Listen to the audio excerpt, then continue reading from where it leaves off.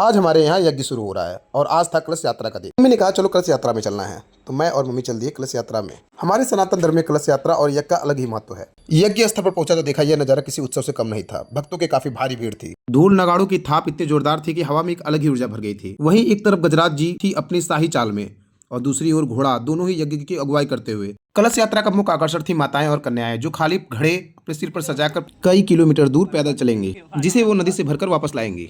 यह घड़ा केवल मिट्टी का पात्र नहीं बल्कि आस्था का प्रतीक है। तभी मेरी नजर पड़ी साधु पर। वह जो कभी नहाता नहीं था, आज नहा धोकर बिल्कुल तैयार यज्ञ के लिए मुस्तैद था। दूसरी तरफ बलवंत भी मिला। मैंने पूछा तुम भी? उसने बड़े ही दार्शनिक अंदाज में कहा अब बस अब भगवान के चरणों में रहना है। यह बदलाव, यह समर्पण सचमुच अद्भुत था।